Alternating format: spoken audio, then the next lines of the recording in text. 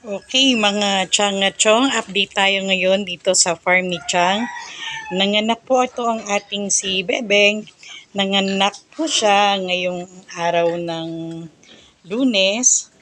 ah, Kaninang 6:45 ng umaga. Ayan mo nyo ba? Itong si Bebeng. Meron pa siyang inihabol na isang anak. Alam niyo ba kung anong oras siya lumabas? Lumabas po ay alas 3 na ng hapon, 3:20 in the afternoon. Kaya pala itong si Bebeng ay hindi makali. Masungit pa sa kanyang mga anak. Yung pala, meron pa palang isang lalabas. At alam niyo ba ang timbang ng biik na nilabas ay nasa 2 kilos and dalawang guhit. 200 grams. 2 kilos and 200 grams.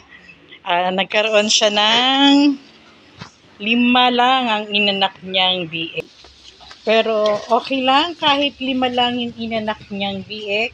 Pero naku po talagang ako'y natutuwa din kahit 5 ay talaga namang napakalalaki nitong biik na nilawal niya. Akala mo mga nakalimang araw nang inilabas. Yan. Ito po yung huling-huling inilabas. Yan, ito yan siya. Nakikita nyo, may pusod pa, hindi ko pa tinatanggal yung pusod niya. Ay kalalaki po. Nasa 2 kilos po yung mga biik na yan. Sulit. Sabi nga po meron po kasi ako nabasa na ang sinasabi na pag ang biik ay inilabas ng malalaki, sigurado mabilis ang paglaki. Sabi nga mabilis lumaki ang biik na ipinanganak na malaki na talaga. Yan. Unlike talaga yung pag sinilang ang biik na maliit, ay talagang asahan nyo po medyo may kahirapan palakihin ng kaunti. Kailangan suportado ng mga booster.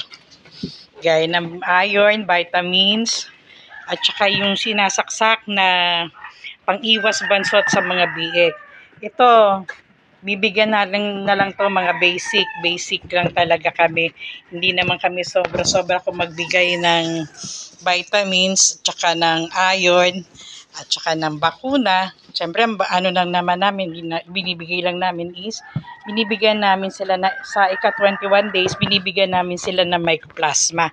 Nag-i-inject kami ng mycoplasma.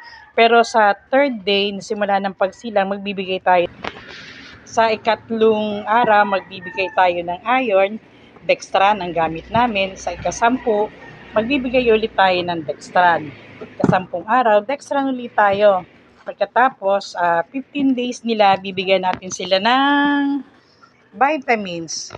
Vitamin B complex. And then, 21 days, bibigyan natin sila ng mycoplasma. Mag-i-inject tayo sa kanila ng mycoplasma. Ayan, nakikita niyo, meron pa siyang pusod. Natuwa lang ako kasi nang makita ko sumulpot yung dalawang paa niya sa hulihan dun sa perta ni Mama Pig. Akala ko kasi tapos na kasi lumabas na po yung mga inunan at saka nakapag-inject na rin po ako ng antibiotic para sa ating inahin. Yun lang siguro ang kagandahan kasi kanina nung makalabas na ang dalawang biik, nag-inject na po ako ng oxytocin. Siguro medyo nahirapan si Mama Pig kasi medyo malalaki nga yung kanyang mga biik. Kaya nga lang, pero maliit ang bilang, pero 5 lang, pero ang lalaki naman, nasa 2 kilo. Oh. Sulit na rin tayo dyan, alagaan na lang na mabuti, hindi na rin tayo lugi. Next time, bawi naman siguro sa ibang inahin, kagaya nito, manganganak din siya. Sana makabawi tayo. Pero, ika nga sabi may pagka sa katotohanan yung dating in-upload ko na video na depende din sa laki ng tiyan ng inahin. Pag maliit ang tiyan ng inahin, medyo alinlangan tayo doon, malamang mababa ang bilang. Pero pag medyo malaki ang tambok ng tiyan ng inahin, sulit tayo dyan. Kagaya nito, nanganak to ng 15 nung huling panganganak niya, 15 ang binigay niyang biik. Yan na po si Mama Pig. Siguro magiging medyo okay na yung pakiramdam niya kasi nailabas na niya yung pinakang huling dapat na ilabas niyang anak niya. And at least, medyo mas komportable na siya kanina. Kaya pala masungit pa si Mama Pig dahil meron pang ang pahabol na isang biik na nasa loob ng kanyang tiyan. Kaya, ah, sa experience natin sa pagtuturok ng oxytocin during the time na nakapag-release na si Mama Pig, nakapanganak na ng 2 biik, nagsaksak tayo ng oxytocin. Ibig sabihin, very effective talaga po ang oxytocin. Imagine natin, salamat na lang din at nailabas pa niya yung biik niya na buhay. Bilang ang interval ng time nung nanganak si Mama Pig is 6:45. Nailuwal niya yung pinakang last na biik niya is 3:20 in the afternoon na po. Okay, yan lang po muna ngayon ang update sa farm ni Chang Pig Farm. Thank you and God bless everyone.